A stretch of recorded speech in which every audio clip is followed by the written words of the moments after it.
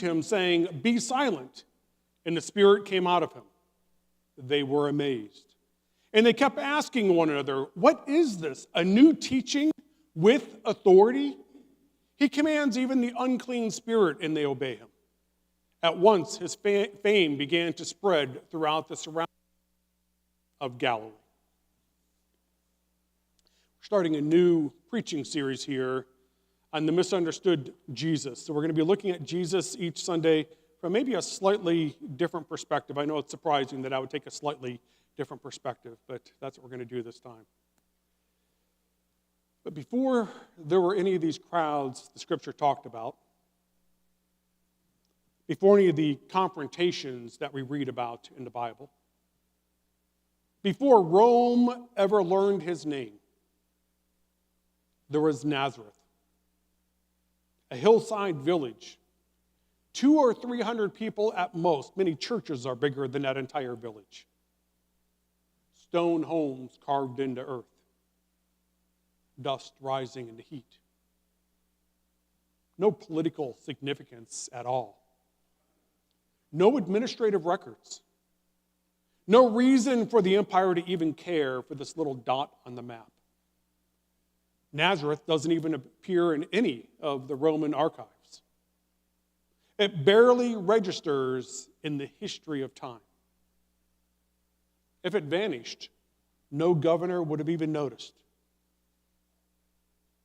This is the village where Jesus grew up.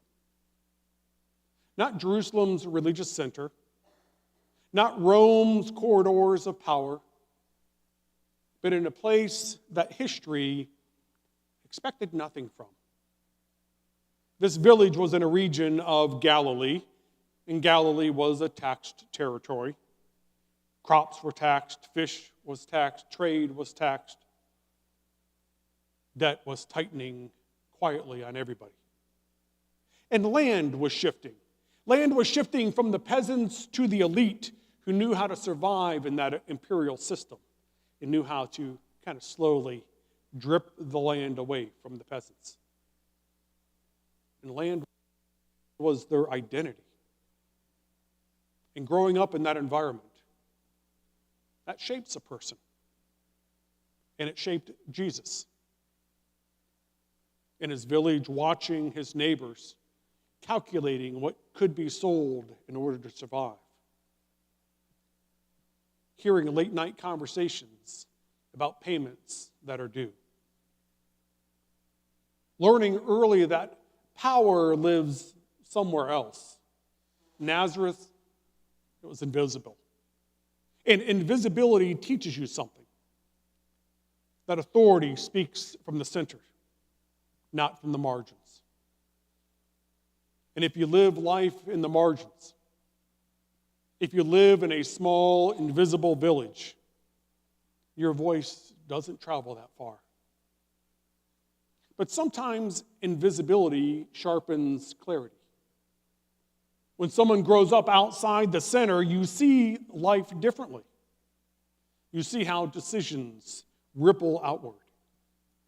You see how oppressive policies affect real people, looking around the village at family and friends and how they're trying to survive under the oppression of empire. That kind of seeing produces something steady. Not ambition, but refusal to maintain the status quo. So when a man from Nazareth began to speak, and speak with a voice that carried moral weight, that wasn't an accident. That voice was born from Nazareth.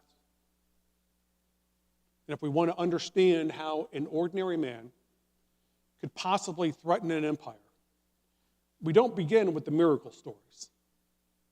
We begin with a conscience shaped by obscurity. We begin with a villager who learned to see the center more clearly because he grew up outside the center. And when someone is formed on the margins of society and refuses to stay small, the ground shifts quietly before anyone even realizes it.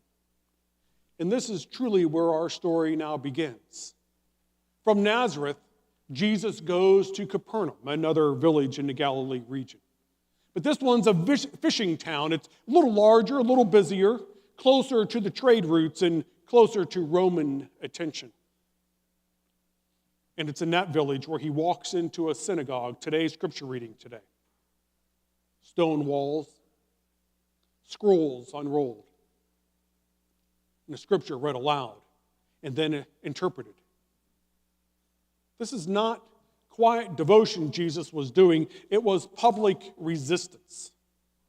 You see, in the first century, the Torah shaped daily life for everybody. Marriage, debt, Sabbath, purity, table fellowship, you name it, it was shaped by the Torah. Interpretation determined who belonged and who did not. The interpretation carried with it a hierarchy. And teachers grounded themselves in authority of a lineage. When you heard someone speak, they would always say something like, well, as Rabbi so-and-so had taught, and then they carry that teaching down. Or they'll say, well, as it's been handed down to us, and then they'll repeat what has been handed down. For them, legitimacy flowed through recognition.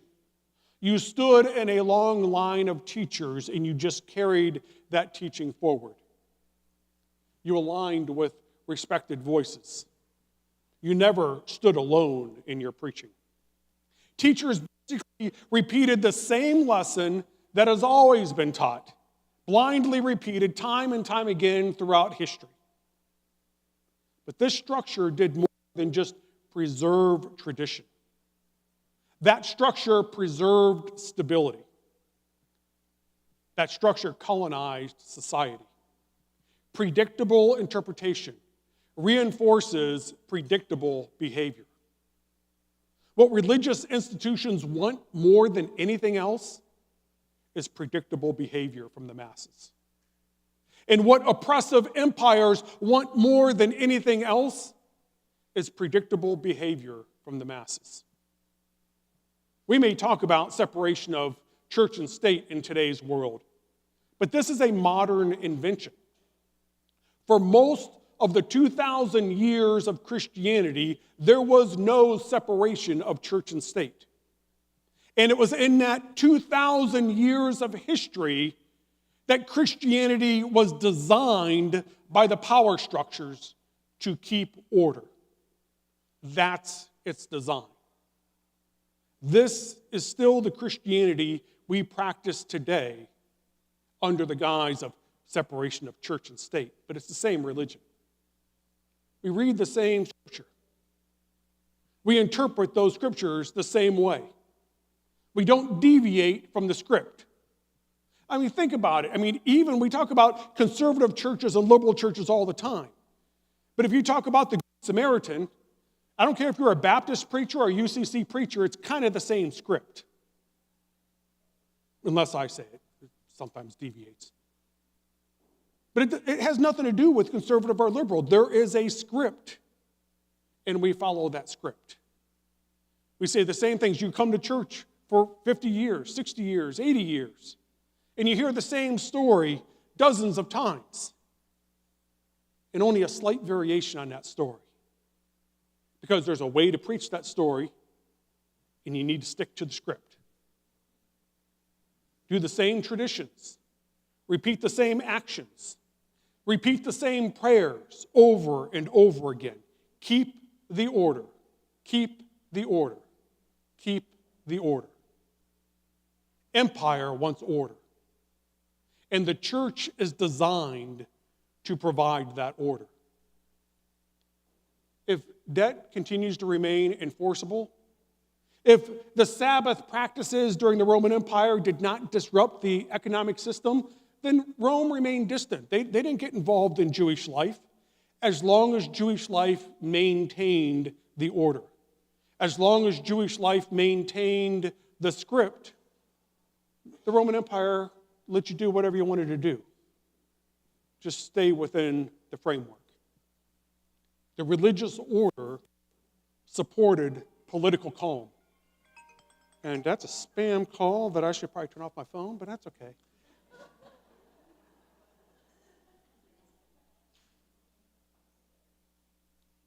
but the religious order supports political calm.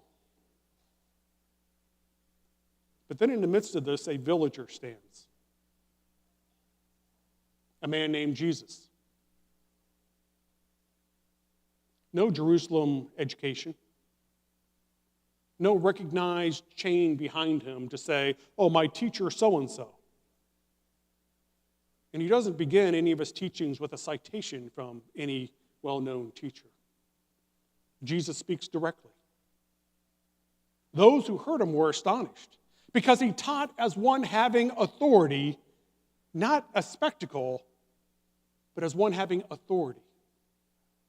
And later in other settings, he'll say something that will shake the establishment.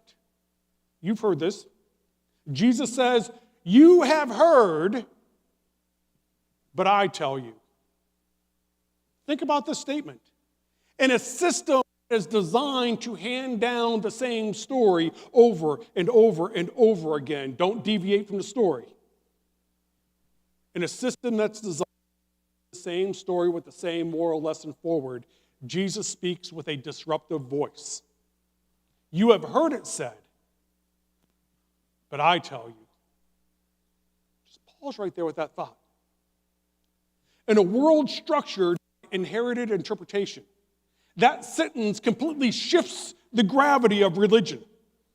Because if interpretation shapes belonging, and someone without any endorsement from a small village of Nazareth reshapes interpretation without even quoting anyone else, just reshapes it, the entire structure adjusts.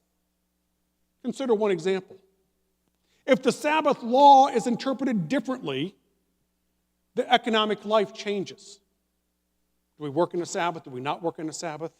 Do we help someone? Those little decisions within religion are political decisions of how it's going to affect the economy. Don't do anything that's going to shake up the system because it's going to shake up our political system. And so when Jesus speaks, the power feels it. Interpretation of Scripture is never neutral. It shapes one's dignity. So when a man from Nazareth speaks as though he's not borrowing legitimacy from anyone else, as though truth does not require sponsorship from the empire or from the religious institution. When Jesus speaks with that kind of authority, tensions rise. Now, Jesus never rejects the Torah. Anyone who says so is misunderstanding Jesus. Jesus never rejects the Torah. He rather steps inside of it. And he speaks as though he has moral clarity that the establishment doesn't own. That's more destabilizing than any rebellion that there ever was. Rebellions attack, but non-compliance completely reframes legitimacy. Who gets to define what's faithful? Who decides what it is exactly that God requires? Jesus doesn't shout these questions, but he does embody them. And the room inside feels it. Not because he performs power, but because he does not seem to be managed by that power. This is not yet confrontation that we'll read about during the Passion Week.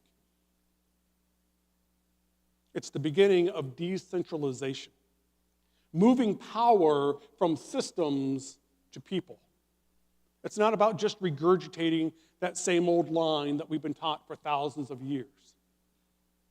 And once authority flows from that center, people begin to imagine alternatives. Now, the full architecture does not collapse, but you begin to see cracks forming. And those cracks change how the room holds weight. When Jesus preached in that synagogue, and he preached with authority, those people in that synagogue, they felt the weight. They knew it wasn't performance, it was exposure. Authority without the insulation of the other teachers. Most teachers in that time were speaking within an accepted framework. You don't deviate from the story. If challenged, then they could always cite tradition. Oh, well, that's the way it's always been told. Pharisees are hypocritical, horrible people. Well, that's the way it's always been told. No, they're not, actually. But no one ever says that because it's not part of our script. Jesus presses a different authority, where the other teachers just press their authority upwards and pass the buck to other teachers. Oh, well, this is what teacher so-and-so said. Their legitimacy is recognized by the structure in which they exist. And their structure absorbs any risk as long as they stick to the script. If they were wrong, the system carried any impact. Just regurgitate the standard stories, give the standard interpretation of those stories, and never deviate from the mean, and then everything will remain stable. This man from Nazareth carries no such protection, though. This man from Nazareth just walks into the synagogue, a villager from a nothing village of Nazareth, and speaks plainly. No temple credentials, no recognized rabbinic chain, no institutional shield to hide behind. If this interpretation falters, he stands alone. Jesus understood the world in which he inhabited. He has understood the stakes, which makes his steadiness all the more significant. This is not the confidence of someone who's insulated by position or title. It's the steadiness of someone who has accepted exposure. Authority without insulation destabilizes because it can never be revoked. Titles can be stripped away. Oh, he's no longer a minister. He's been defrocked. Titles can be stripped away. Integrity cannot. When someone speaks from an internal alignment, when their words and their life are aligned, listeners can sense it. Jesus does not sound like a man calculating upward mobility. He sounds like someone with nothing to gain and nothing to protect. And that's difficult to manage. Ambition can be negotiated. Positions can be offered. Influence can be redirected. But integrity without insulation cannot. And here's where the tension deepens even further. If Jesus is wrong, he stands exposed. If he is right, the system is exposed. Because if authority can surface from Nazareth rather than Jerusalem, the establishment no longer holds exclusive claim. In the room he spoke to that day, they sensed that. Not fully articulated in every word he said, but it was present in the room. The hierarchy has not collapsed under these words, but it's feeling a little weaker. When the fixed begins to flex, foundations loosen. This is not rebellion. It's not confrontation, but something irreversible has begun. Listeners begin organizing their imagination around his disruptive voice rather than around inherited endorsements. When authority walks among the people, legitimacy stops being exclusive. And once legitimacy decentralizes, systems feel threatened. Volatility does not begin with a sword. It begins with a moral alignment, starts to move away from the empire. When Jesus spoke with authority, allegiance began to move. Let's step back a little farther and look at the bigger picture. Rome ruled this land, we all know that. Soldiers patrolled the street. Taxes were collected at an oppressive rate. Crucifixions lined the highways as an example of what happens when you disturb the order. Rome does not govern through constant violence. That's actually a myth. Rome does not govern through constant violence. It governs through predictability. Local rulers maintain the civic calm in their districts, and temple leaders have their role. Temple leaders balance their devotion with diplomacy. Religious interpretation remains contained within recognized channels to keep the order. As long as the crowds are manageable and interpretations stay predictable, then Rome remains distant. They won't interfere as long as you remain complacent. Religion and politics are not separated here. Interpretation shapes behavior. Behavior shapes compliance, and compliance preserves stability. But now, a teacher from Nazareth gathers some listeners. Not rebels, listeners. He speaks of God's reign in a land already ruled by Caesar. He restores dignity publicly to those who live in the margins. He reframes authority as moral rather than imperial. None of this is violent, but it's also not neutral, because posture shifts before actions do. If people begin to imagine that moral authority does not belong exclusively to the powerful, that compliance that the empire depends so much on begins to shift. A fisherman believes that divine legitimacy does not depend on imperial alignment. That fisherman begins to stand a little differently. Repeat that from person to person. When someone believes compassion is more important than repayment, it changes how they think. And that thinking changes the economy. They don't want you to change the economy. These shifts are subtle, and they begin to accumulate one after the other. But the empire is counting the accumulation. The crowds become large enough to track. Language bold enough to unsettle. Influence that begins to organize loyalty. Jesus does not declare himself king, but he speaks with a disruptive voice. He does not denounce Rome directly, but he makes Rome morally smaller. And when power begins to feel morally smaller, it grows alert. It pays attention. Empire can easily crush a revolt. It watches for influence. It watches for gatherings that begin to grow. It watches for language that suggests another order. And at some point, someone certainly notices. How many are listening to that Jesus guy now? How far has this movement spread? Is this merely some interpretation, or is this the beginning of something unstable? Jesus is not yet directly confronting Jerusalem. He's not yet entering the temple in Jerusalem. The synagogue is something different than the temple. But influence is beginning to cross a line. Not violence, but influence. More powerful than violence.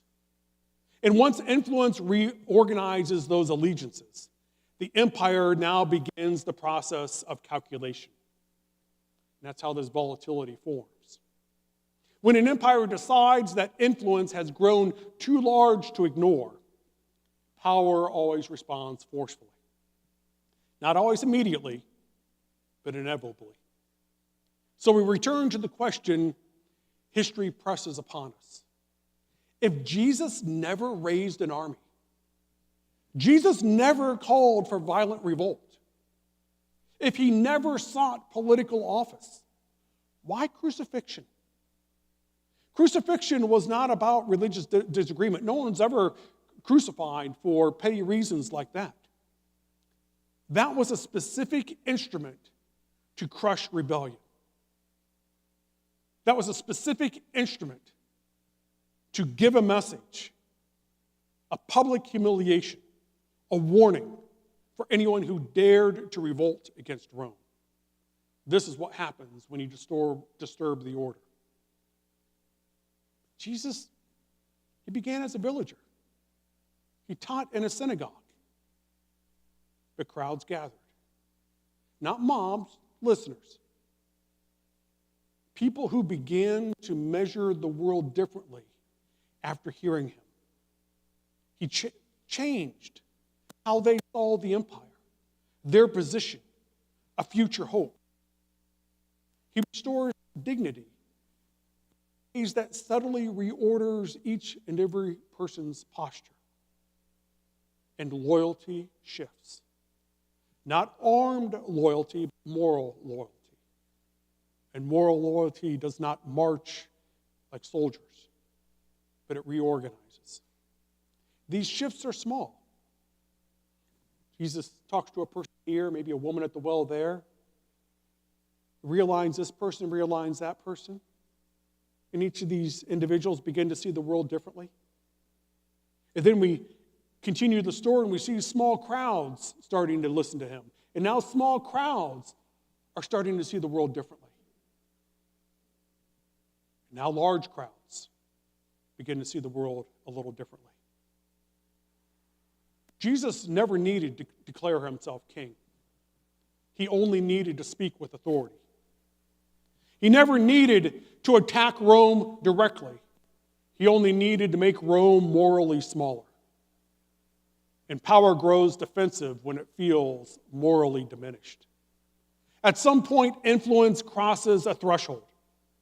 Crowds are counted by the empire. Language is noted. Loyalties are reorganized. And Rome decides this experiment has gone far enough. Crucifixion is not impulsive. Crucifixions are usually very calculated. Because it's not just about killing some guy they don't like. It's meant to break a movement before they mature. To remind villages that inevitably it is safer to just be invisible. To stay in that village of Nazareth. Go about your business. And don't speak up. Jesus is executed not because he claimed divinity. Jesus never claimed divinity. That language develops later in Christianity. Jesus is executed because he refused conformity. Because he spoke of a God without routing his words through the imperial approval process. Because moral allegiance began to reorganize around him. And when authority surfaces from the margins, power is tightened. The most dangerous thing in the first century is not a miracle worker. The most dangerous thing in the first century was an ordinary human being from a small village who became dangerous, not because he word, not because he walked on water, but because he spoke with authority. He drew large crowds, not because he repeated the traditional teachings. He drew a large crowd because he provoked thought through challenging those traditional teachings. The empire was not concerned with those other teachers because they preached conformity. They preached the tradition. They taught people how to stay in line. The empire was threatened by Jesus because Jesus inspired spirit. They were threatened of Jesus because he broke the social hierarchy and dared to welcome all. And today, everyone in this room is called to be like Jesus. In the shadows of an impressive empire,